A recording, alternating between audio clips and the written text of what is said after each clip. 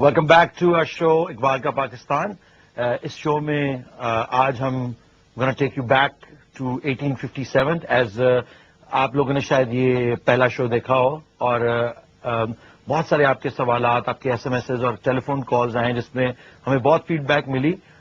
This is a very fascinating journey into the history of Muslim امہ and why Iqbal is relevant today and he was relevant then and where his doctrine comes from.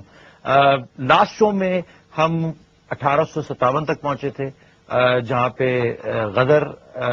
غدر ہوا اور غدر کے بعد مسلمانوں کا ایک slaughter کیا گیا, ایک جینوسائڈ کیا گیا جس میں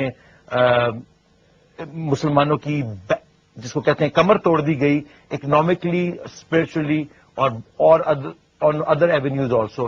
And we're going to continue with Hakeem Zaid Hamid Saab, as I gave him a name last time. Zaid Saab, please, let's continue from 1857 onwards. اس سے پہلے میں آپ کو بتاتا چلوں کہ بہت سارے لوگوں نے ایس ایم ایس بھیجے ہیں لاسٹ شو پہ بھی اور اس شو پہ بھی انشاءاللہ. If people are watching they gonna ask you a lot more questions جو کہ وائس آف ڈاؤٹ ہے ایک طرح سے میں سمجھتا ہوں. بہت سارے لوگ کہتے ہیں کہ جی یہ کیوں نہیں, اب کیوں نہیں ریلیونٹ, یا یہ کیوں نہیں ہے, وہ کیوں نہیں. ہم I am trying to tell them کہ ہم انشاءاللہ ان سارے ٹاپکس کو ٹچ کریں گے اگلے 26 ایپیسوڈز میں.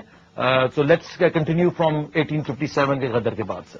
دیکھو علی, اس سے پہلے ہم تھوڑا سا ایک بات ہم یہ کرتے چلیں کہ دیکھیے یہ کبھی بھی نہیں ہوا ہے تاریخ میں کہ جب تک انسان فلسفی کو, سوشیولوجی کو, ہسٹری کو نہ پڑھے اور ان سبجیکٹس کو پڑھے بغیر وہ کوئی اپنے حالات کا انالیسس کر سکے یا مستقبل کے لیے کوئی راہیں تلاش کر سکے.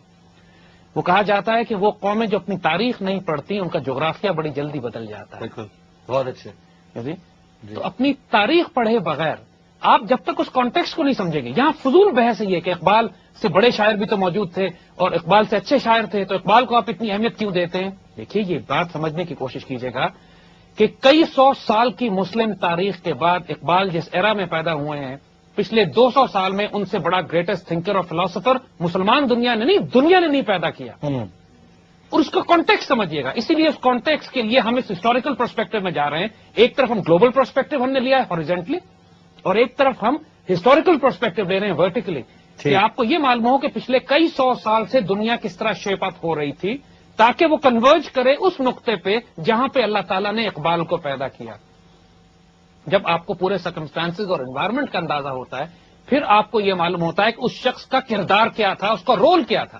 And what amazing role he played, جو کنٹمپرری کسی شاعر نے, کسی فلاسفر نے, کسی تھنکر نے, کسی لیڈر نے, کسی آئیڈیالوگ نے وہ رول پلے نہیں کیا جو اقبال کا تھا. اقبال جس سرکمسٹانسز میں آئے تو ہم جب 1857 تک پہنچے تو یہ انڈین انوائرمنٹ ہے. ہم نے پچھلے پروگرام میں وہ پوری تفصیل ڈسکس کی تھی کہ کس طرح ایسٹ انڈیا کمپنی سے بلڈ ہوتے ہوتے 1757 کی بیٹل آف پلاسی آتی ہے, 1799 میں ٹیپو سلطان شہید ہوتے ہیں اور 1857 میں وار آف انڈیپینڈنس ہوتی ہے اور اس کے درمیان میں کروڑوں مسلمان اور انسان انڈیا کے مارے جاتے ہیں برٹش ایسٹ انڈیا کمپنی کے ہاتھوں, کہ جب ان کی اکنامک انسلیومنٹ, ان کی ملٹری ایکسپلائٹیشن, وہ ایجوکیشنل جو سو کالڈ جس کو وہ ریفارم کہتے ہیں جس نے پوری تعلیم کا بیڑا غرق کر دیا پورے ہندوستان میں. اور یہ وہ انوائرمنٹ تھی کہ جب برٹش امپائر تو پھیل رہی تھی لیکن برٹش امپائر کے ساتھ ساتھ گلوبل اکنامک آرڈر بھی شفٹ ہو رہا تھا اور راس چائلڈ بینکنگ فیملی اپنے آپ کو مضبوط سے مضبوط تر کرتی چلی جا رہی تھی. دنیا میں گلوبل ورلڈ وار ہو رہی تھی, یعنی امپائرز آپس میں ٹکرا رہی تھی. فرینچ ایک طرف سے برٹش سے لڑ رہے تھے, ڈچ ایسٹ انڈیا کمپنی ایک طرف تھی, چائنیز ایک طرف تھے, رشین ایک طرف تھے. سینٹرل ایشیا میں گریٹ گیم ہو رہا تھا. یہ راس چائلڈ تو رشین کے خلاف, رشین زار کے خلاف تھے. انہوں نے ان کے خلاف 3 بغاوتیں کروائی جو کہ 2 ریولوشن جو ناکام ہوئے اور آخری بولشوک. یہ سارے ہسٹوریکل پرسپیکٹو کو آپس میں یہ انٹر لنکڈ ہے, انٹر کنیکٹڈ ہیں, ان کو سمجھنا ضروری ہے. بالکل. اس کے بعد آپ آتے ہیں اس دور میں کہ ہم کیسے پاکستان بنا اور آج ہم کہاں کھڑے ہیں اور آج ہم نے کہاں جانا ہے. بیکاز جو اسٹریٹجیز اور ٹیکٹکس انہوں نے 16th, 17th, 18th اور 19th سینچری میں بلڈ کی تھی آج انہی کی یہ کنٹینیویشن آگے چلانا چاہتے ہیں. اور اقبال نے اس پورے کئی سو سال کے ہسٹوریکل گیم پلان کو ایکسپوز کر دیا تھا. And that's what make Iqbal the greatest of the thinkers and the most dangerous man for this system, threat for the new world order. یہ بات لوگ ریئلائز نہیں کرتے ہیں کہ اقبال نے جب اس وقت کہا تھا کہ یورپ کی رگے جہاں پنجہ یہود میں ہیں، یعنی یہودی جو ہے یورپ کو اپنے گلے سے پکڑے ہوئے ہیں، تو لوگوں کو یقین نہیں آتا، بیکاز راس چائلڈ کا رول لوگوں کو نہیں معلوم تھا. جیسا کہ لوگ کہتے ہیں نا جی کہ ڈیموکریسی کا ایک جو ہے کہ دیکھیں جی دنیا کے اندر فرینچ ریولوشن ہوا اور فرینچ ریولوشن کی طرز کے اوپر بہت سارے اور ریولوشن جو کہ دنیا کو اس نے شیپ کیا.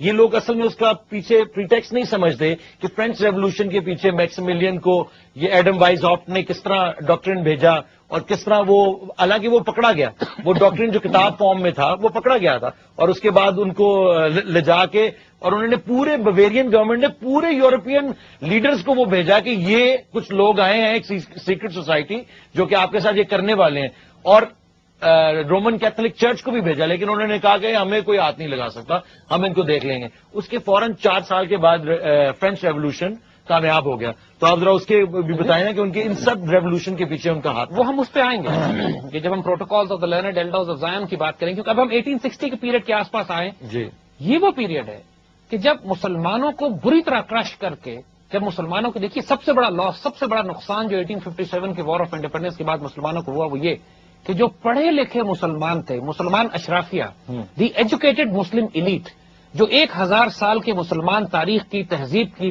ریپرزینٹیٹو تھی، امین تھی، اس کو انگریزوں نے بری طرح سلاٹر کر دیا. کیونکہ یہی وہ شریف پڑھے لکھے عمرا تھے، ہمارے نواب تھے، ہمارے ایجوکیٹڈ کلاس تھی، جنہوں نے بادشاہ کا ساتھ دیا تھا انگریزوں کے خلاف اس وار آف انڈیپینڈنس میں، ہمیں سپورٹ کیا تھا. انگریزوں نے ان سے شدید انتقام لیا. آپ سوچئے 1000 سال اگر مسلمان انڈیا پر حکومت کرتے رہے اور 1857 کے بعد حال یہ ہو کہ مغل امپائر کے آخری بادشاہ کو برما ایگزائل کر دیا جائے اور تمام مسلمان اشرافیہ مار دی جائے، یا اس سے زمینیں لے لی جائیں، جاگیریں لے لی جائیں، جائیدادیں لے لی جائیں، اکنامک کنٹرول لے لیا جائے اور ان کو لٹرلی ذلیل رسوا کر دیا جائے اور ان کی ساری جاگیریں، جائیدادیں اور زمینیں ہندوؤں اور سکھوں میں تقسیم کر دی جائیں، یا ان مسلمان غداروں میں دے دی جائیں جنہوں نے انگریزوں کا ساتھ دیا تھا. Divide and rule. آج بھی ہمارے ملک میں بہت بڑی تعداد میں ایسے وڈیرے، سیٹھ، نواب، جاگیردار موجود ہیں جن کے باپ دادا نے مسلمانوں کے خلاف غداریاں کر کے انگریزوں سے جاگیریں حاصل کی تھی. بہت بڑی تعداد میں ایسے وڈیرے، سیٹھ، نواب، جاگیردار موجود ہیں جن کے باپ دادا نے مسلمانوں کے خلاف غداریاں کر کے انگریزوں سے جاگیریں حاصل کی تھی. اور آج وہ ہمارے آج ہم پہ حکومت کرتے ہیں، ہم پہ حکومت کر کے، تو میرے خیال سے ڈیل ہی یہی تھی ان کے ساتھ، ڈیل ہی یہی تھی کہ تم اب 100 200 300 سال تم حکومت کرو گے اگر تم ہمارا ساتھ دو گے تو you will be in the power. Given properties and lands. جو فریڈم فائٹرز تھے ان کو تو ہزاروں کی تعداد میں توپوں سے باندھ کے اڑایا گیا. توپ کے آگے ایک فیورٹ انگریزوں کا ایک کلنگ پروسیس تھا یہ کہ صاحب توپ کے آگے باندھ کے، توپ کے آگے باندھ کے بارود سے اڑا دیتے تھے. ناؤ اس پروسیس میں دیٹ فار دا ٹائم کہ جب 1870 60 وغیرہ کے اس آس پاس میں کچھ مسلمان اٹھے جنہوں نے کوشش یہ کی کہ انگریزوں کو یہ یقین کرایا جائے کہ صاحب مسلمان آپ کے دشمن نہیں ہیں، اب مسلمان کوآپریٹ کرنا چاہتے ہیں، ایک پریگمیٹک انوائرمنٹ ہے، حکومت چلی گئی ان کے ہاتھ سے، اب مسلمانوں کو آپ تباہ کرنا بند کر دیں اور مسلمانوں کو بھی اپنے ایکول سبجیکٹ کے طور پہ ٹریٹ کریں. یہ 1860 یہ 60-70 جب سر سید احمد خان کی موومنٹ شروع ہوتی ہے، کیونکہ سر سید احمد خان بنیادی طور پر ان سے غلطیاں ضرور ہوئی ہیں، جہاں تک انہوں نے اتنا اپولوجیٹک رویہ اختیار کیا کئی چیزوں میں انگریزوں کو جسٹیفائی کرانے کے لیے کہ مسلمان اس بغاوت میں شامل نہیں تھے، لیکن وہ بنیادی طور پر نیک نیت آدمی تھے. کوئی انسان پرفیکٹ نہیں ہوتا نہیں، لیکن اس سچویشن کو بھی لیکن اس سچویشن کو دیکھیں. ہاں بالکل، یہ وہ سچویشن تھی کہ جس میں مسلمانوں کی زبان کاٹ دی گئی تھی، ان کے سر کاٹ دیے گئے تھے، ان کو کرش کر دیا گیا تھا. مگر سر سید کا یہ ایٹیٹیوڈ اس زمانے کے اسکالرس کو، علماء کو بالکل پسند نہیں آیا. ان کے خلاف فتوے دیے گئے، شدید مزاحمت ان کے خلاف دیوبندی اور دوسرے مختلف اسکالرز نے اپنے آپ کو بچانے کے لیے مختلف مدرسے بنائے. ان کی بھی نیتیں ٹھیک تھیں، they wanted to save the Muslim identity. اور ایک مسلمانوں کو کانسیپٹ یہ تھا چونکہ انگریزوں نے تمام مسلمان مدارس اور اسکول بند کر دیے تھے، ریکگنائز ہی نہیں کرتے تھے، تو مسلمان کیا کرتے تھے کہ اپنے چھوٹے چھوٹے مدرسے خود بنا رہے تھے تاکہ اپنے بچوں کو دینی تعلیم دیں یا کوئی بھی تعلیم، یا کوئی بھی تعلیم. لیکن مسلمان انگریزی تعلیم سے گھبراتے تھے کیونکہ ان کا خیال یہ تھا کہ جب ہم انگریزی تعلیم پڑھیں گے تو ہم انگریزوں کی طرح ان کے اخلاق، کردار، ادوار، عادات ان کی قبول کر لیں گے. اور یہ بات ٹھیک ہے، آج کی بھی ماڈرن ریسرچ یہی ہے اور ہسٹوریکلی یہ بات پروون ہے کہ جو لینگویج ہے، زبان ہے، وہ امپیریل فورسز کا سب سے بڑا ہتھیار ہوتا ہے. ٹھیک. تو انگریزوں نے آنے کے بعد پہلے تو یہ کیا کہ انگریزی تعلیم عام کر دی پورے انڈیا میں. کہا ڈیفینیشن انہوں نے تعلیم کی چینج کر دی کہ پڑھا لکھا وہی ہوگا جو انگریزی جانتا ہوگا، جو آج تک جاری ہے ویسے ہمارے ملک. جی بالکل. اور دوسری طرف انہوں نے یہ کہا کہ جو عربی اور فارسی پڑھیں گے اور اردو پڑھیں گے وہ جاہل قرار پائیں گے. تو نتیجہ یہ ہوا کہ جو عدالتوں میں، کورٹس میں، پورے ایڈمنسٹریشن میں فارسی زبان رائج تھی، اس کو تو انہوں نے اوور نائٹ ختم کر کے وہاں پہ انگریزی راج کر دی. اور جو مسلمانوں کا قاضیوں کا نظام تھا، جو جسٹس جوڈیشل سسٹم مسلمانوں کا، جس طرح آج سوات میں ہنگامہ ہو رہا ہے کہ قاضیوں کا نظام دوبارہ آ گیا تو دنیا ہنگامہ کر رہی ہے، یہ کئی سو سال ہمیشہ مسلمان دنیا میں قاضیوں ہی کا نظام رہا ہے. انگریزوں نے اس نظام کو ختم کر کے 1860 میں لاہور ہائی کورٹ بنائی، پولیس ایکٹ آف 1860، جو کہ غلام قوم کو غلام بنانے کے لیے پولیس ایکٹ بنایا گیا تھا. پاکستان میں بائی دا وے آج بھی وہی ہے، تاکہ تھوڑے سے لوگ بہت ساری میسج کو کنٹرول کر سکیں. بالکل. ہمارا جیل مینول بھی وہی ہے جو انگریز لکھ کے گئے تھے، ہمارا پولیس کبھی چینج نہیں ہوا، کچھ بھی نہ کرنے کی کوشش کی گئی ہے. اس پوائنٹ کے اوپر ہم ایک کالر کو لیتے ہیں کہ بہت بےتاب ہو رہے ہیں کیونکہ میرے کان میں ایک مکھی کی طرح بنبناتے ہوئے. تو ہیلو السلام علیکم. السلام علیکم جی، کون سا بات کر رہے ہیں؟ ہاں جی، میں عمیر ہارون بات کر رہا ہوں فیصل آباد سے. ہاں جی عمیر ہارون صاحب. ہاں جی، میں بالکل زاہد احمد صاحب سے بات کرنا چاہوں گا. جی جی آپ بولیں، وہ سن رہے ہیں آپ کی بات. ہاں جی زاہد صاحب، بہت شکریہ آپ کا سب سے پہلے تو جیو اور آپ کے ساتھ مطلب کنٹریبیوشن کرنے کا اور یہاں پہ آنے کا. اور میرا سوال یہ ہے، پہلے تو میں آپ کو کچھ تھوڑی سی انفارمیشن دینا چاہتا تھا. وہ یہ تھی کہ ہم لوگوں کو بھی کالجز اور اسکولز میں شروع میں بہت غلط پڑھایا گیا. مغل بادشاہ کے مطلب بارے میں بہت اچھا بتایا گیا. ہاں وہ اچھے تھے، مطلب بتایا یہ گیا. اب مجھے جو پتا لگا وہ یہ پتا لگا کہ اکبر بادشاہ کے دور میں جو گراس ڈومیسٹک پروڈکٹ تھا وہ آج تک بر صغیر میں نہیں ہوا. اس کے بعد اکبر بادشاہ کے بعد. ہیلو جی جی جی سن رہے ہیں آپ کی بات. ایک وہ بتایا تھا، اور دوسری مجھے یہ بات بتائی گئی تھی کہ جس بندے نے تار بچھائی تھی پورے بر صغیر کے اندر، ٹھیک ہے، کس چیز کی تار؟ ہاں جی، یہ ٹیلی فون کی تار کی بات کر رہا ہوں. اچھا. ٹیلی فون کی تار بچھائی تھی، اس تار کی ہی وجہ سے 1857 کی جو جنگ آزادی تھی اس کو بھی روکا گیا. ٹھیک ہے، مطلب اس کو وہ اتنی دیر میں مسلمانوں کا کمیونیکیشن سسٹم جو تھا وہ اتنا کوئی بہترین نہیں تھا، جس کی وجہ سے وہ جیسے ہی کہیں پہ سر اٹھانا شروع کرتے تھے وہاں پہ وہ فوراً ہی وہ جو ٹیلی گرام یا فون کر کے بتا دیا کرتے تھے کہ یہاں سے آپ جو ہے وہ اس طرح لوگ اٹھنے والے ہیں، اب ان کا ادھر ہی مطلب جو ہے نا مارنا بندوں کو شروع کر دیں. ٹھیک، مطلب یہ ہمیں مطلب اب کالج میں آ کے پتا لگا. اور دوسری بات میں آپ کو یہ بتانا چاہتا تھا کہ جو مدارس تھے جتنے بھی بڑے بڑے، ان لوگوں کو جتنے بھی ہمارے مغل بادشاہ تھے ان لوگوں نے ان کی وہ بنائے ہوئے تھے، اپنا ماہانہ جو ہے وہ خرچ بنائے ہوئے تھے. ماہانہ خرچ؟ ہاں جی ماہانہ ہر مہینے کے انہیں پیسے ملتے تھے. لیکن جیسے ہی وہ نظام ختم ہوا اس کے بعد جو انگریز حکومت تھی انہوں نے مدرسوں کے اوپر سے بالکل ہاتھ اٹھا لیا، جس کی وجہ سے وہ لوگ جو ہے وہ گھر گھر جا کر اور مسجدوں میں اعلانات کروا کر چندہ وغیرہ مانگ کر اپنے مدارس اور مسجدیں چلانے لگ گئے. جی یہ مطلب سسٹم تھا. تو میں آپ سے پوچھنا یہ چاہتا تھا کہ کیا یہ سسٹم جو قاضی نظام یہ دوبارہ آ گیا ہے، کیا یہ اس کی کوئی مثال ہے پوری دنیا میں مسلمانوں نے مطلب کہیں پہ ایسا نظام قائم کیا ہو اور وہ بڑا زبردست قسم کا چلا ہو کرنٹ؟ بہت شکریہ آپ کا سوال کا، تھینک یو ویری مچ. آپ اس کے اوپر تھوڑی سی لائٹ ڈالنا چاہیں گے؟ یہ باتیں ہم نے ڈسکس کی ہیں. یہ بات جو کہہ رہے ہیں کہ اکبر بادشاہ کے دربار میں GDP بہت ہائی تھا، بات ٹھیک ہے، ہم نے ڈسکس کر چکے ہیں کہ پورے انڈیا کا جو کنٹریبیوشن تھا گلوبل ٹریڈ میں وہ 25% تھا. اور جب انگریز گئے ہیں تو Indian business contribution to global trade was less than 1%. تو وہ تو ٹھیک بات ہے کہ مسلمانوں کے دور میں جتنی ترقی ہندوستان نے کی ہے وہ کبھی نہیں کی تھی.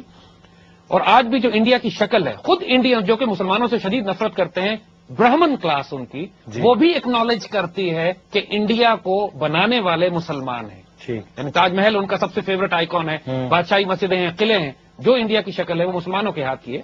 اور اسی طرح وہ بات بھی ٹھیک ہے کہ 1857 کی وار آف انڈیپینڈنس میں جو انگریزوں نے ٹیکنالوجی کا استعمال کیا وہ فار سپیریئر تھا. ان کے پاس آرٹلری بھی تھی، ان کے پاس ٹیلی گراف بھی تھا، اور ان تاروں کا نظام بھی بن چکا تھا. اور بہرحال تو جہاں تک قاضیوں کا تعلق ہے وہ بات بھی ہم کر چکے ہیں کہ کئی سو سال بلکہ پوری دنیا میں خلافت عثمانیہ میں بھی مغلوں میں بھی انگریزوں نے جس نظام کو تبدیل کیا وہ قاضیوں کا سسٹم ہی تھا. وہاں پہ قاضی ہوا کرتے تھے. یہ بڑی ایک زبردست انٹرسٹنگ بات ہے کیونکہ اقبال کے حوالے سے ہم ایک اور سوال ان سے پوچھیں گے اس بریک کے بعد.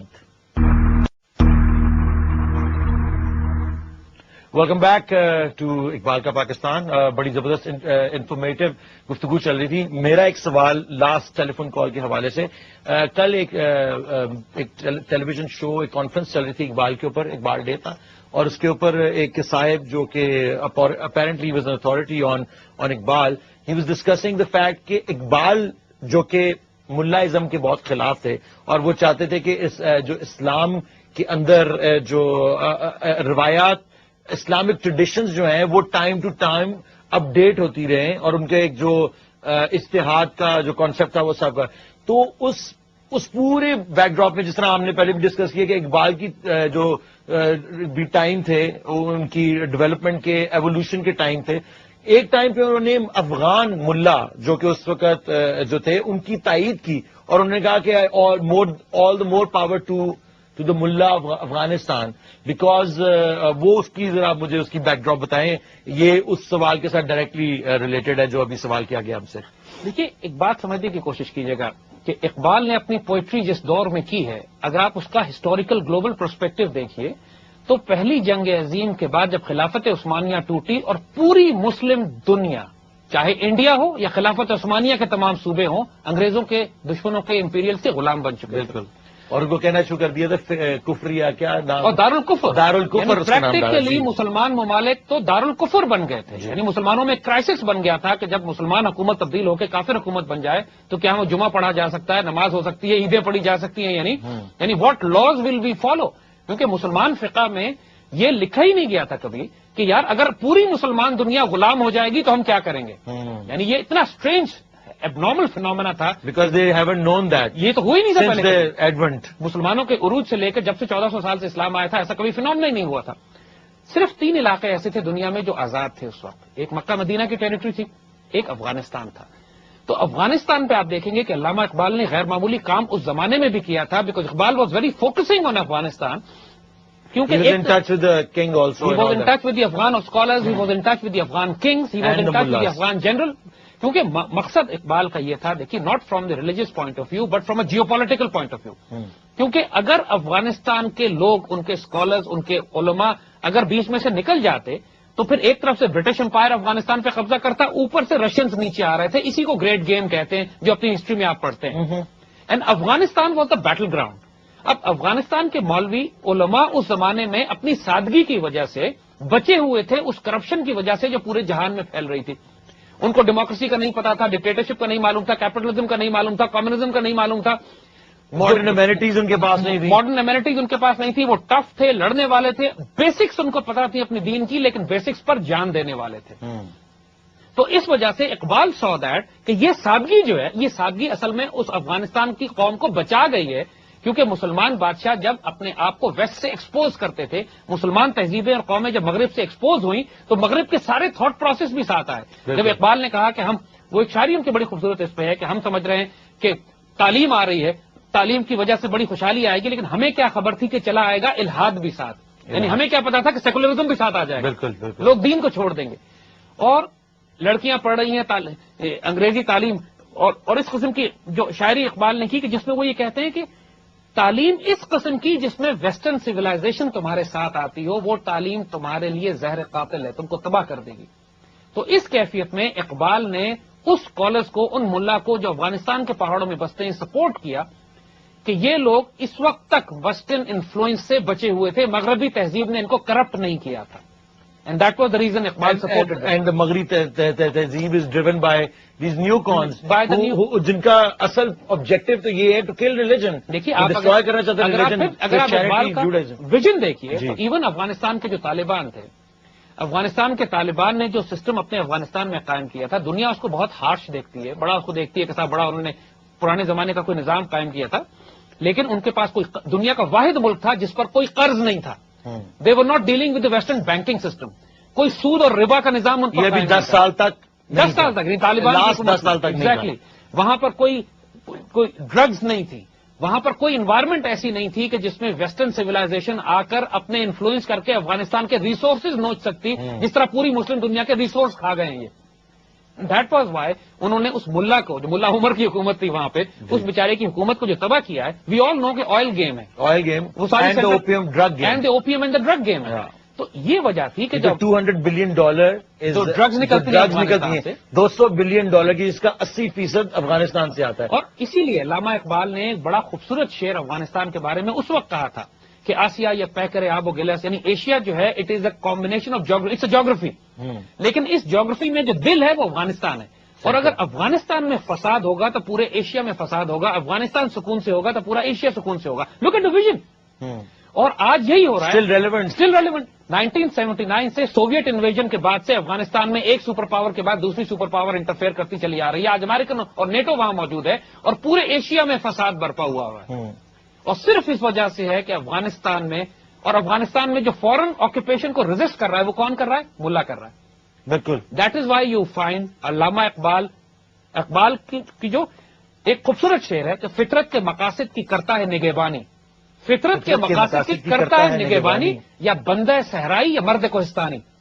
اچھا، یعنی بندہ صحرائی یا مرد کوہستانی، یعنی جو فطرت ہے، جو نیچر ہے، جو اللہ تعالیٰ کی تقدیر اور تاریخ انسانیت ہے، اس کی جو حفاظت کرتا ہے یا وہ شخص کرتا ہے جو ڈیزرٹ میں رہتا ہے یا جو پہاڑوں میں رہتا ہے. بالکل. یہ ٹف لوگ because they not in touch with any thing, وہ ویسٹرن سویلائزیشن سے کرپٹ نہیں ہوئے ہوتے، اور اسی وجہ سے وہ ٹف ہوتے ہیں. اور میرے خیال سے آج بھی ان کو یہی تکلیف ہے کہ یہ کرپشن جو ویسٹرن ڈاکٹرنیشن ہے وہ ابھی تک نہیں پھیل سکی اس ریجن میں، جیسا کہ ہمارے ریجن میں بھی اب یہ ہو رہا ہے، جو کہ افغانستان کا ہسٹوریکلی اسپیکنگ وہی ایریا ہے، اور وہ یہ جنگ وہی اسی مقصد کے لیے ابھی تک لڑی جا رہی ہے. ابھی تک وہ افغانستان کو ویسٹرنائز کرنا نہیں کر سکے، کرنا چاہتے ہیں لیکن نہیں کر سکے، اور ریزسٹنس بہت ہارڈ کور ہے. حیرت انگیز بات ہے، دیکھیے کہ 1932-33 وغیرہ میں علامہ اقبال بار بار مطلب افغانستان گئے، وہاں کے بادشاہ سے ملے اور ملا سے ملے. تو اس پہ ہم دوبارہ اب آئیں گے، لیکن اگین وہ آپ کے سوال کا جواب یہ ہے کہ اقبال افغانستان کے ملا کو فیسنیشن سے کیوں دیکھتے تھے. بالکل. وائی ہی تھاٹ کہ مسلم دنیا میں اگر کوئی ویسٹرن امپیریلزم کو ریزسٹ کر سکتا ہے تو وہ افغانستان کا ملا ہے. And he is doing it, he is right. آج بھی یہی ہو رہا ہے. نیٹو اور امریکن کا مقابلہ کون کر رہا ہے؟ وہی کر رہے ہیں. اور رشین یا اس سے پہلے سوویٹس کو نکالا تھا، انہوں نے نکالا تھا. تو یہ basically there are all the same people, چاہے وہ برٹش کی شکل میں آئے یا رشین کی شکل میں آئے یا امریکن نیٹو کی شکل میں آئے. ان کا امپیریل فورسز جو ہیں ان کا مقصد یہی، اور کافی عرصے یعنی کہ یہ 200-250 سال سے یہ مقصد چلا آ رہا ہے. اور اگر آپ نوٹ کیجئے کہ جو رشین امپائر تھی وہ 17th اور 18th سینچری میں رشیا سے نکل کر سینٹرل ایشیا سے نیچے آ رہی تھی. وہ بھی مسلمان علاقوں پر قبضہ کر رہے تھے، تاجکستان، ازبکستان، ترکمانستان، قازقستان، یہ سارے علاقے، سمرقند، بخارا، خیوا، یہ سارے مسلمان علاقے جن پر رشیا قبضہ کرتا ہوا نیچے آ رہا تھا، اور پورا انڈین اور مڈل ایسٹ سب کانٹیننٹ جس کے اوپر انگریز قبضہ کرتے ہوئے اوپر جا رہے تھے، ان کے درمیان جو ریزسٹنس تھی وہ افغانستان. اور جو باقی سب ملکوں کے لٹے پٹے لوگ جن کی ڈگنیٹی چھین لی گئی وہ سارے افغانستان میں جا رہے ہیں، جا کے پناہ لے رہے ہیں. بالکل بالکل. ایک بڑے زبردست انٹرسٹنگ ٹاپک پہ ہم چلے گئے ہیں، اور we gonna go back to where we were before this question after this break. Welcome back. I hope کہ جو آپ کا لاسٹ کوشچن تھا اس کو ہم نے اچھے طریقے سے جواب دیا، اور میں تو اس جواب سے بڑا سیٹسفائڈ ہوں. ان کمنگ شوز اس سے بھی زیادہ ہم اور ایسی ابسرڈ باتیں کی جائیں گی اس شو کے اوپر کہ آپ لوگ کہیں گے کہ یہ لوگ کیا باتیں کر رہے ہیں، یہ کون لوگ ہیں، شاید ان کو اپنا پتہ نہیں ہے کچھ نہیں، لیکن میں آپ کو اتنا بتا سکوں یہ سب باتیں سچ ہیں. اس سے پہلے کہ ہم زید صاحب سے اور سوال پوچھیں، ایک ٹیلی فون والا مچھر کی طرح میرے کان میں زپ زپ کر رہا ہے، تو let's take the call. Hello. السلام علیکم. السلام علیکم جی. وعلیکم السلام. کیسے ہیں آپ؟ کون سا بات کر رہے ہیں؟ میں واصف رحمان خٹک بول رہا ہوں. واصف رحمان خٹک صاحب جی فرمائیے. زید احمد صاحب سن رہے ہیں آپ کی بات. میں تو پہلے تو میں یہ ڈاکٹر صاحب کا بہت بڑا فین ہوں. حکیم صاحب جی جی بتائیے. ڈاکٹر صاحب کا بہت بڑا فین ہوں. ڈاکٹر صاحب سے یہ پوچھنا چاہتا تھا کہ جو مسلمان کی جو نیو جنریشن ہے اس کے بارے میں آپ کیا ایڈوائز کرتے ہیں؟ قرآن کو چھوڑ دیں یا پھر قرآن کے جو ہم نے چھوڑ دیا، مطلب ہم نے قرآن کو چھوڑ دیا، مغرب نے اس کو اپنا لیا اور وہ ترقی کر رہے ہیں قرآن کو اپنا کر. پاکستانی جو نیو جنریشن ہے اس نے قرآن کو چھوڑ دیا ہے. بہت شکریہ آپ کا خٹک صاحب. یہ بڑا جلتا ہوا ایک سوال ہے ایک طرح سے. ہم نے جو اقبال کا یہ پروگرام شروع کیا ہے اس کا مقصد یہی ہے کہ اقبال کی ڈاکٹرن میں آپ کو یہی پیغام دیں کہ آپ کو الٹیمیٹلی قرآن میں ڈوبنا ہے جا کے. دیکھیے مولانا جلال الدین رومی کا جو کلام ہے مثنوی ہے مولانا روم، اس کے بارے میں کہا جاتا ہے ہست قرآن در زبان پہلوی. قرآن ہے یہ فارسی زبان کا جی، یعنی مولانا مثنوی کی جلال الدین رومی کی جو مثنوی ہے it's an interpretation of the wisdom of Quran. Okay but not a literal translation. Literally not. مقصد یہ قرآن کا ایسنس ہے، اس میں جو قرآن کا میسج ہے، اس کا پیغام توحید، قوت، جرت، دلیری اور رسالت آخرت، وہ تمام پیغامات وزڈم آف قرآن اس میں. اسی طرح کلام اقبال جو ہے وہ بھی ہم اس کو کہیں گے کہ یہ ہست قرآن در زبان اردو زبان میں یہ قرآن کی ایک ایسی انٹرپریٹیشن ہے، ایسی تفسیر ہے یہ. اور الٹیمیٹلی اس کا مقصد ہی یہی ہے کہ آپ اوریجنلی قرآن کو جا کر براہ راست پڑھیں عربی میں، جس کو تیرے وجود پہ نہ ہو جب تک نزول کتاب، اقبال نے جیسے کہا ہے، نہ گرہ کشا ہے راضی نہ صاحب کشاف. اقبال کے والد نے اقبال سے کہا تھا کہ تم قرآن اس طرح پڑھا کرو جیسے قرآن تم پہ نازل ہو رہا ہے، جس پر اقبال نے یہ شعر خوبصورت کہا تھا کہ جب تک تیرے وجود پہ نہ ہو نزول کتاب، جب تک تو نازل نہ ہو رہا ہو قرآن تمہارے اوپر، جو مرضی تم کر لو، جو مرضی تفسیر تم پڑھ لو، جو مرضی روایتیں تم پڑھ لو، ہسٹری تم پڑھ لو، قرآن تمہیں نہیں سمجھ میں آئے گا. قرآن اس طرح پڑھو جیسے تم پہ نازل ہو رہا.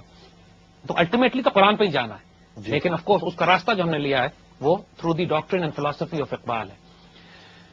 اب ہم آتے ہیں دوبارہ اسی بات پہ جو آپ سوال ہم پہلے کر رہے تھے کہ سر سید کی جو ایجوکیشنل موومنٹ تھی اس نے مسلمانوں کو پہلی دفعہ یہ کانسیپٹ دیا کہ مغربی تعلیم بھی حاصل کی جا سکتی ہے، اب انگریزی پڑھنی پڑے گی کیونکہ حالات اس طرح کے ہو گئے ہیں کہ اب ہمارے پاس حکومت نہیں ہے، اور ہندو کیونکہ 60-50 سال آگے نکل چکے ہیں انگریزوں کے ساتھ مل کر، اب مسلمانوں کے لیے ان کو کیچ اپ کرنا بڑا مشکل ہو رہا ہے. آپ کو یاد ہوگا اسی دور میں آلموسٹ 1860-70 وغیرہ میں کانگریس بنی تھی. کانگریس پارٹی بنیادی طور پر تو کانگریس ایک انڈین نیشنلسٹ پارٹی کے طور پر بنی، لیکن شروع ہی میں اس کو ہندوؤں نے ڈومینیٹ کر لیا تھا اور Congress almost became a Hindu party. مسلمانوں کے پاس کوئی پارٹی نہیں تھی، کوئی جماعت نہیں تھی. سر سید ایجوکیشن سوسائٹی تھی، محمدن ایجوکیشن انسٹیٹیوشن بنا جو بعد میں جا کے سر سید یونیورسٹی 1920 تک سر سید یونیورسٹی بن گئی. اور بھی اسکول آف تھاٹس نکلے، اور بھی اور مدرسے کے اسکول آف تھاٹ، جو بند مدرسہ نکلا، بریلویوں کا مدرسہ جو نکلا، کہ سر سید کے اگینسٹ تھے آبویسلی، کیونکہ ٹریڈیشنل اسکالرز نے سر سید کی مخالفت کی. لیکن مسلمان تھاٹ پروسیس اتنا منتشر ہو چکا تھا اور اتنا ڈیوائڈ ہو چکا تھا، بیکاز ایک پولیٹیکل حکومت نہیں تھی، کچھ اکانومی بھی نہیں تھی، تو ہر جگہ سے اسپرنگ آؤٹ کر رہے تھے. اور وہ ٹھیک ہے اپنے زمانے کے لحاظ سے وہ ٹھیک تھے، because everybody was coming out with solutions to the problems that the Muslim face. لیکن کوئی اس میں لیڈر ایسا نہیں تھا جو تمام مسلمانوں کو ایک مرکز پہ جمع کر سکتا. We never had any leadership like that. اسی دور میں 1877 کے آس پاس علامہ اقبال پیدا ہوتے ہیں. تو دس از دا بیک گراؤنڈ جس میں اقبال کی پیدائش ہوتی ہے اور وہ پرورش پائیں گے اور آگے ہم اس کو لے کے چلیں گے. لیکن اب تھوڑا سا ریجن میں جائیں تو that is also the period کہ جس کے اندر خلافت عثمانیہ چاروں طرف سے کمزور ہوتی چلی جا رہی تھی، اور مسلمان علاقوں کے اوپر جو آرمینیا اور سینٹرل ایشیا میں خلافت عثمانیہ کے علاقے تھے اس پہ روس قبضہ کرتا چلا آ رہا تھا. جو چیچینیا اور داغستان کے علاقے تھے وہاں پر امام شامل کی ریزسٹنس تقریباً دم توڑ رہی تھی، اور امام شامل کے ان علاقوں پر شکست ہونے کے بعد روس جو تھا وہ سینٹرل ایشیا سے نیچا ہوتا ہوا داغستان اور چیچینیا کے علاقوں سے نیچا ہوتا ہوا ترکی کے بارڈر تک آ گیا تھا. خلافت عثمانیہ کے بارڈر تک پہنچ گئے تھے، اور ترکی اتنا کمزور ہو گیا تھا کہ اس وقت یورپ میں اس کو سک مین آف یورپ کہا جاتا. اور ترکی اتنا کمزور ہو گیا تھا کہ اس وقت یورپ میں اس کو سک مین آف یورپ کہا جاتا تھا. یعنی ایک جو قرضہ لے کے اس کے بعد قرضے بھی لے کے گزارا کر رہا تھا، ٹیریٹری لوز ہو رہی تھی ان کی، تعلیم کا معیار کم تھا، جو اس کے باوجود خلافت عثمانیہ کا جلال اتنا تھا کہ امیجن کیجئے کہ ایک دفعہ انگلینڈ اور فرانس میں اس زمانے میں کوئی ڈرامے بنے جس طرح سلمان رشدی ٹائپ رائٹرز تھے، یا ڈچ موویز وغیرہ بنی ہیں اسلام کے خلاف کیریکیچرز بنے. اس زمانے میں برٹش اور فرینچ کیپٹلز میں، پیرس میں اور لنڈن میں حضور صلی اللہ علیہ وسلم کی شان کے خلاف انہوں نے کوئی ڈرامہ بنانے کی کوشش کی.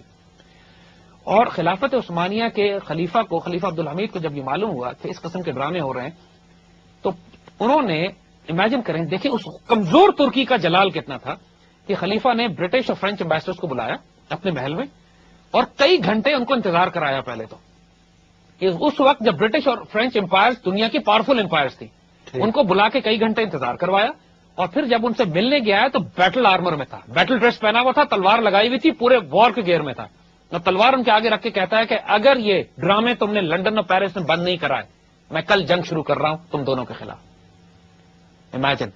اور یہ اس خلیفہ کا جلال تھا کہ جس کی وجہ سے اس خلافت کا جلال تھا. کمزور خلافت بھی مسلمانوں کی عزت کا دفاع کر رہی تھی کہ French and British empires backed off, وہ ڈرامے بند کرائے گئے، وہ نہیں چلے.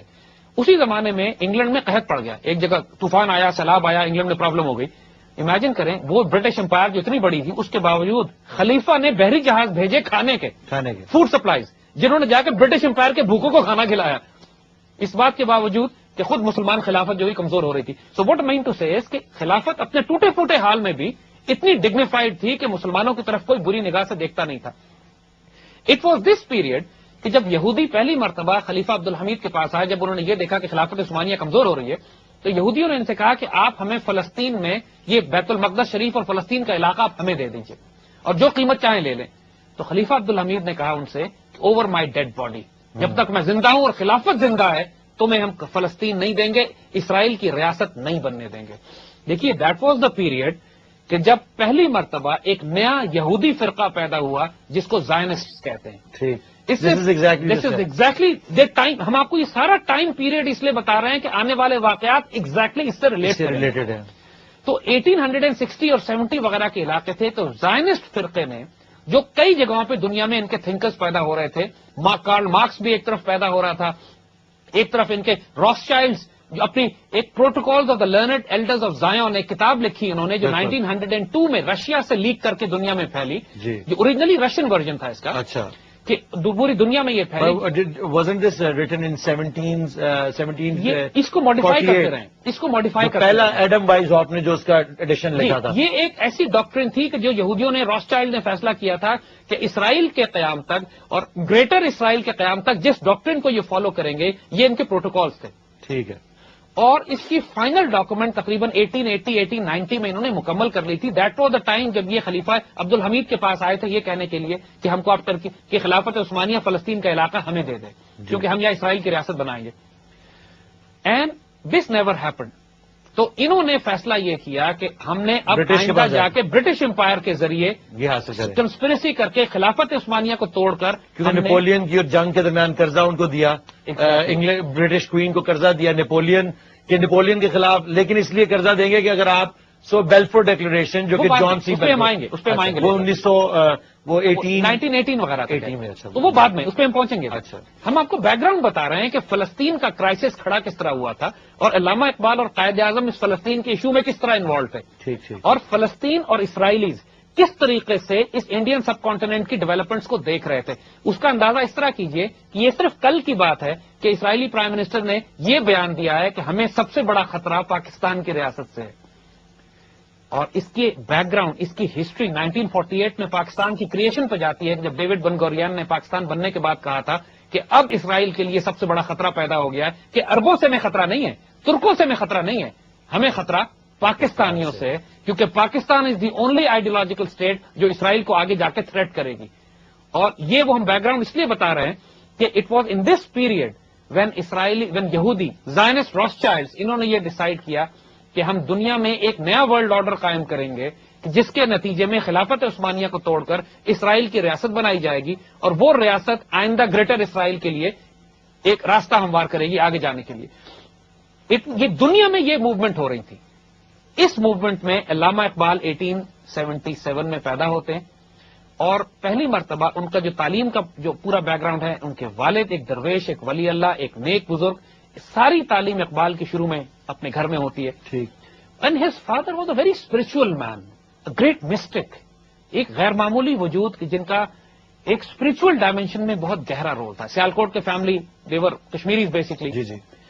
اور علامہ اقبال نے تمام بڑی بڑی مسٹیکل ڈائمینشنز اپنے والد سے سیکھی شروع میں.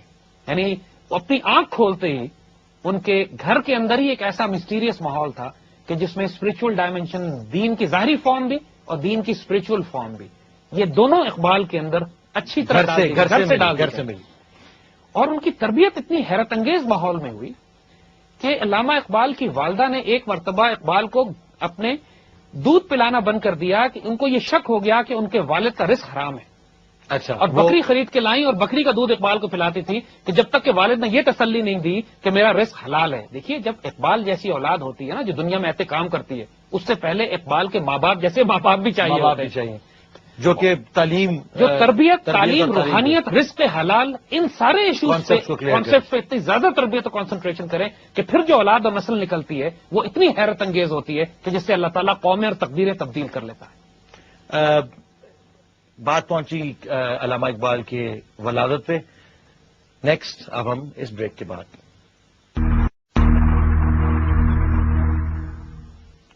ویلکم بیک ٹو اقبال کا پاکستان. بات پہنچی اقبال کی ولادت پہ، تو لیٹس ٹیک اٹ فرام دیر. دیکھیے جیسے ہم نے کہا آپ سے کہ اقبال جس گھر میں پیدا ہوئے دونوں والدین ولی اللہ تھے. دے ور ایکچولی سینٹس. اتنے نیک درویش لوگ, and they had a very strong spiritual content in them also. اور یہ اقبال کے وجود میں بچپن ہی سے ڈال دیا گیا کہ دین بغیر روحانی کانسیپٹ کے مکمل نہیں ہوگا. مگر اقبال کی بنیادی دینی تعلیم کے بعد انہوں نے تعلیم انگریزی نظام ہی میں حاصل کی, یعنی اس کے بعد اپنی میٹرک کی تعلیم حاصل کی, میٹرک کے بعد گورنمنٹ کالج لاہور میں گئے, جو کہ انگریزوں کا تھا, پورا انگریزوں کا سسٹم قائم ہو چکا تھا. مسلمان اب اس جدید تعلیم کو حاصل کرتے تھے اپنے دور کے مطابق, لیکن چونکہ گھر سے دینی تعلیم مضبوط ہو چکی تھی, لہذا یہ بات کہ مغرب سے متاثر ہو کر مغربی ہو جائیں گے, خطرات تو تھے, کیونکہ بہت بڑی تعداد میں مسلمان نوجوان جو انگریزی تعلیم حاصل کرتے تھے اس کے بعد یورپ اور ولایت جایا کرتے تھے, وہ پھر یورپین ہی ہو کے رہ جایا کرتے تھے, جو کہ اب تک ہو رہا ہے. وہ سلسلہ تب سے چلا اور اب تک چلے آ رہا ہے کہ لوگ لاکھوں ڈالر اپنے بچوں کو پڑھانے کے لیے بھیجتے ہیں. ان کی ایجوکیشن جو کہ اس زمانے میں جو کالج کی ایجوکیشن تھی اس کے اندر ظاہر ہے کہ جب لینگویج انگریزی زبان کی تعلیم میڈیم تھا, اور یہ ایک فیکٹ ہے کہ جب آپ برٹش اور انگریز لٹریچر پڑھاتے ہیں تو ان کے ساتھ ان کی ویلیوز بھی آتی ہیں. یہ انوسنٹ نہیں ہے انگریزی سیکھنا. ایک کانسیپٹ جو آج بلڈ ہو رہا ہے کہ ہم کو انگریزی اگر پڑھانی چاہیے تو انگریزی میں وہ لٹریچر پڑھانا چاہیے جو ہمارا لٹریچر انگریزی میں ٹرانسلیٹ ہوا ہے, ٹھیک, تاکہ ویلیوز اور مورالٹی بھی ہماری آئے. ہوتا یہ ہے کہ جب آپ شیکسپیئر کو, ڈکنس کو اور ان تمام لوگوں کو پڑھتے ہو کہ جو انگریزی تہذیب اور معاشرے کو ریپرزینٹ کرتی ہیں, تو ان کی ویلیوز سے آپ متاثر ہونا شروع ہو جاتے ہو. Language is the most powerful tool of imperialism. ٹھیک. تو یہ کانسیپٹ, یہ پرابلم اس زمانے میں تھی. جبھی تو اکبر الآبادی نے وہ شعر کہا تھا کہ ہم ان کتابوں کو قابل ضبطی سمجھتے ہیں جنہیں پڑھ کر بچے باپ کو خپتی سمجھتے ہیں. ٹھیک ٹھیک ٹھیک. جی, جس کو پڑھ کے بچے باپ کو خپتی سمجھتے ہیں. اور ہوتا یہی تھا کہ انگریزی پڑھنے کے بعد وہاں ساتھ ساتھ سوشلزم کے کانسیپٹ آ رہے تھے, ڈیموکریسی کے کانسیپٹ ڈالے جا رہے تھے. یہ بتایا جا رہا تھا کہ آزادی نسواں کے نام پر عورتوں کو جناب کھل کے مردوں کے ساتھ مل کر کام کرنا چاہیے. بچے پیدا کرنا, فیملیز تو کوئی ایشو ہی نہیں ہے, وہ تو پرانے زمانے کی باتیں ہو گئی. اب تو آدھی آبادی کو مل کر کام کرنا چاہیے. یہ کانسیپٹ دیے جا رہے تھے کہ جناب کیپٹلزم کے مقابلے میں کمیونزم, سوشلزم, اور یہ وہ آئیڈیاز ہیں جو نئے دور کے آئیڈیاز ہیں. حالانکہ کمیونزم اور کیپٹلزم دونوں کے پیچھے وہی راستہ ہے, لوگ وہی جو فنڈ کر رہے ہیں, دونوں طرف فنڈنگ کر رہے ہیں. بالکل بالکل. بیکاز فریڈرک, ایون نازیزم جو تھا وہ فریڈرک نیشی سے آتا ہے, اور وہ اس کے بھی سپورٹر یا کیا آپ اس کو لفظ یوز کریں گے, بلکہ جو بنانے والے کارل مارکس یا جو کیپٹلزم کا ڈاکٹرن لانے والے بھی وہی لوگ تھے. سارے یہودی تھے, اور جو ہیں کریٹ ان لوگوں نے کریے ہوئے.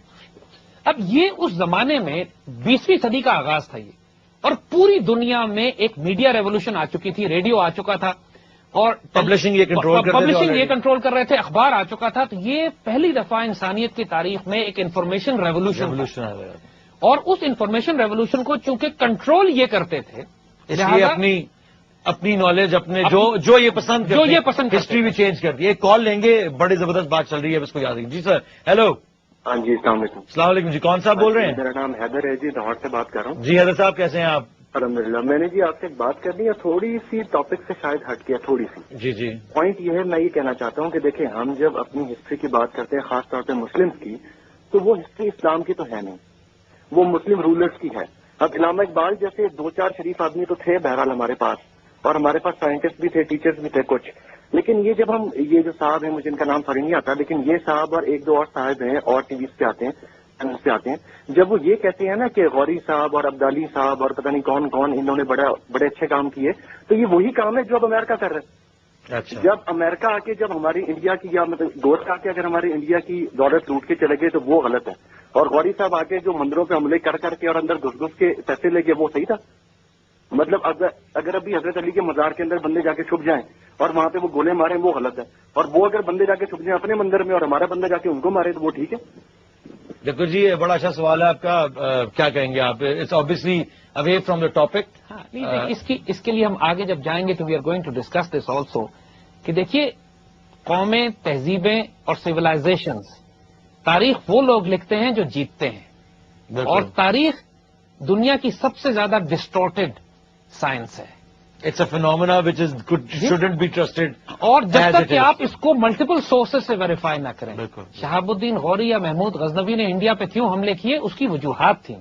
ایک ہندو راجے مہاراجے جو اس طرف بسا کرتے تھے, وہ مسلمان ریاست سے چھیڑ چھاڑ کیا کرتے تھے, حملے کیا کرتے تھے, تنگ کیا کرتے تھے, سپلائیز روکا کرتے تھے. اس کی پوری ہسٹری ہے, اور یہ انڈین اور ہندو پروپیگنڈا ہے کہ شہاب الدین غوری اور محمود غزنوی گنڈے تھے, لٹیرے تھے, اور لوٹنے کے لیے آئے تھے اس علاقے میں.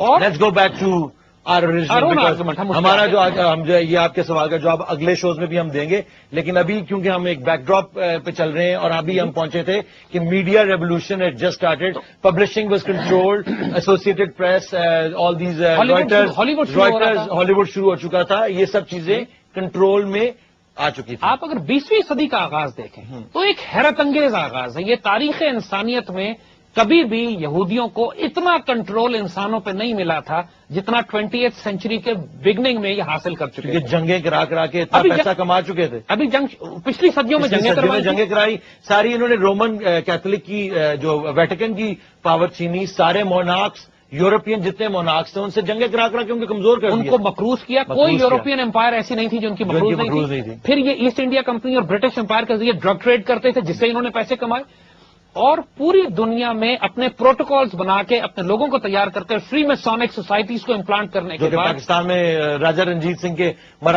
سنگھ کے ٹائم سے فری میسنز آ کے بیٹھے ہیں. تو 20th سینچری کے شروع میں یہ یورپینز اور امریکنز کو انہوں نے پہلے کنٹرول کیا. میڈیا ایکسپلوژن، ہالی ووڈ اور فائنانسز، یہ دو چیزیں کنٹرول کرنے کے بعد اگر آپ نوٹ کریں کہ 1912 اور 1913 میں انہوں نے امریکہ میں فیڈرل ریزرو بینک بنایا. اس سے پہلے میں آپ سے بالکل یہ میں ان کو صرف آڈینس کو میں چاہتا ہوں کہ آپ یہ بتائیں کہ جو واٹر لو کی جنگ کا جو قصہ ہے جس میں برٹش جتنی بھی اکانومی تھی، برٹش اکانومی جو اس وقت تک ان کے ہاتھ میں نہیں تھی اور اس وقت یہ بیٹھے ہوئے تھے، انہوں نے کس طرح وہ برٹش اکانومی اپنا اکنامک انٹیلیجنس کے تھرو جو انہوں نے 20 گھنٹے پہلے خبر پہنچا دی اور کہا کہ جی انگلینڈ جنگ ہار گیا اور سٹاکس جو تھے وہ کریش ہو گئے. اور پلیز ذرا وہ ان کو بتائیے. 19th سینچری کے شروع میں جو بیٹل آف واٹرلو ہوئی، واٹرلو کی جنگ کی بات کر رہا ہوں میں جی. تو واٹرلو کی جنگ میں ان لوگوں نے ایک افواہ اڑا دی کہ صاحب انگلینڈ ہار گیا. تو جو برٹش گورنمنٹ کے ایسٹس تھے وہ اسٹاک مارکیٹ میں کریش ہو گئے اور اسی دن خرید لیے اور اسی وقت روتھشائلڈ نے خرید لیے اور تھوڑی دیر بعد خبر آئی کہ جی برٹن تو جیت گیا. وہ اسٹاکس ملینز آف ڈالرز اوپر چلے گئے اور یعنی کہ they ended up owning all the economy at the beginning of the century. اور انگلینڈ کا رہا ہی نہیں. جو 1840-30 میں انہوں نے ڈرامے شروع کیے وہ 21ویں صدی میں آج بھی وہی کر رہے ہیں. جی 1829 میں پہلا ڈپریشن کریٹ کیا تھا. اور اس کے بعد انہوں نے امریکہ میں جا کے جو بینکس بنانے شروع کیے اپنے، اور امریکن پریزیڈنٹ نے جیفرسن نے اور لنکن نے جو ان کو روکنے کی کوشش کی ان کو اسیسنیٹ کروا دیا. بالکل. لیکن جو وڈرو ولسن کی جو بات آتی ہے کہ وڈرو ولسن جو تھا اس نے ایکٹ پاس کیا لیکن مرنے سے پہلے وہ جو کہہ کے گیا ہے وہ بھی آپ بتائیے لوگوں کو کہ اس نے کہا کہ یہ جو میں کر گیا ہوں یہ شاید مجھے آئندہ ڈین آف وائپرز ان کو، یعنی ان کو یہ کہا کہ سانپوں کا بچھوؤں کا میں ایک جال بچھا گیا ہوں جو امریکن سوسائٹی کو کل کھا کے چلا جائے گا یہ. لیکن انہوں نے they did not stop, they kept on working on the western economy, خاص طور پہ امریکہ اور انگلینڈ تو پہلے کھا چکے تھے، امریکہ پہ ہی بہت سیریسلی کام کر رہے تھے. انفینٹ تھا نا ان کے لیے کہ بیکاز اوبیسلی جنگیں امریکن سول وارز جو بھی ان کے فری میسنز آئے اور آ کے انہوں نے یورپ سے ہیلپ حاصل کی اور واپس جا کے اپنے ہی بندے جس کو یہ کر رہے ہیں برٹش ان کو جنگ کروا کے ان کی اکانومی تباہ کرائی اور پھر واپس آ کے خود ہی قابض ہو گئے. دیکھو علی، یہ جو باتیں ہم کر رہے ہیں نا یہ لوگوں کو کنسپریسی تھیوریز لگیں گی. لوگ کہیں گے کہ آپ کس ہسٹری کی بات کر رہے ہیں. ہم جو بات بڑا کلیئر کرنا چاہتے ہیں کہ دیکھیے اب ہوش میں آ جائیے. 200 سال سے آپ کو بیوقوف بنایا جا رہا ہے. There are certain secret societies آپ کی مائنڈ، آپ کی اکانومی، آپ کی پالیسی، آپ کی جیوگرافی، آپ کی ہسٹری کنٹرول کر رہے ہیں اور ان کا ایک مقصد ہے stop behaving like idiots, start thinking, start reading. Because this is the message that we want to give. Wake up. Wake up. Wake up. I mean, and there will be no chance. جیسا کہ آپ نے بتایا کہ وہ آخری جو وہ تھی کہ مسلمانوں کو کہا گیا کہ بس اب جاگ جاؤ، اس کے بعد تم کبھی نہیں اٹھ سکو گے. یہ 9 اور اس ویک اپ کال کے لیے the greatest person who emerged in the 20th century was Iqbal. That is why we are discussing Iqbal. After this break we gonna go ahead with this and obviously یہ conversation جو ہے is going to one fact alone: wake up.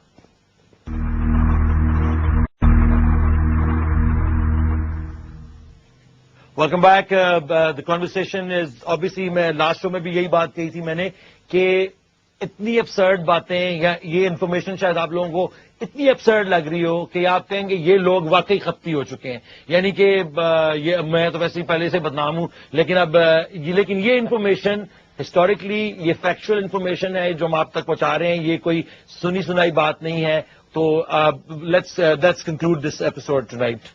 دیکھو اری، تو ہم اس جگہ پہنچے ہیں کہ جب پوری دنیا میں انوائرمنٹ یہ بلڈ ہو چکی ہے کہ वेस्टर्न जायनिस्ट इकोनॉमिक और पॉलिटिकल मिलिट्री इकोनॉमिक पावर पूरी तरह कंट्रोल कर रही है दुनिया को, चाहे वो कैपिटलिस्ट ब्लॉक में करे या कम्युनिस्ट। उस वक्त कम्युनिस्ट नहीं था, उस वक्त तो जार था, क्रिएट किया गया, जार को मारने वाले भी ये लोग। एग्जैक्टली, रशियन जार्स की हुकूमत थी वहां पे, वो बादशाह थी और उनकी रिश्तेदारियां थी यूरोप के अंदर भी, और पूरा मोनार्की हर तरफ कायम थी।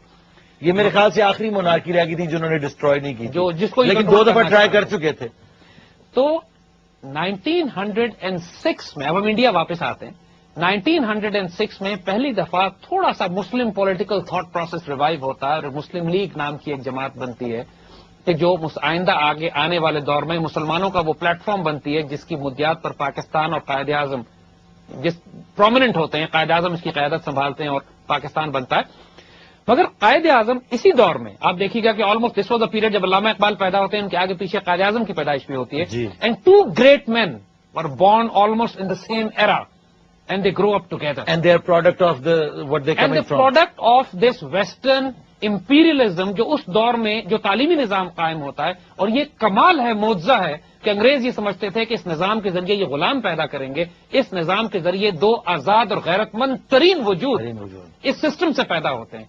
और जिन्होंने अपने, जो अल्लामा इकबाल और कायदे आज़म एक दूसरे को जानते नहीं है, अलग अलग ये अपनी तरबियत हासिल कर रहे हैं, अलग अलग ये आगे उठ रहे हैं। कायदे आजम भी अपनी तालीम हासिल करने के लिए इंग्लैंड जाते हैं, अल्लामा इकबाल भी अपनी तालीम हासिल करने के लिए 1906 में इंग्लैंड जाते हैं। और उस वक्त तक अल्लामा इकबाल में नौजवान होने की हैसियत से 25-26 साल उनकी उम्र थी, लेकिन इतना बीज पैदा हो, इतनी अवेयरनेस थी कि जब ये कैम्ब्रिज ऑक्सफोर्ड पहुंचते हैं तो वहां पर एक इस्लामिक सोसाइटी बनी हुई होती है जो इंडियन मुसलमानों ने या दूसरे मुसलमानों ने बनाई होती है। ये फौरन जाता ही उस सोसाइटी का नाम तब्दील करके पैन इस्लामिक सोसाइटी कर देते हैं। Pan Islamic society, this is a massive change. अगर आप इसको नोट करें तो कि इकबाल में ये कॉन्सेप्ट कि हम सिर्फ मुसलमानों की बात नहीं कर रहे हैं, एक जगह के खत्ते के मुसलमानों की बात नहीं कर रहे हैं, हम पूरी उम्मत की बात कर रहे हैं। इस्लामिक सोसाइटी वो change to pan Islamic society. सो ये बात कि एक नौजवान इकबाल के अंदर वो बीज मौजूद था जो आगे एक रेवोल्यूशनरी का था, जो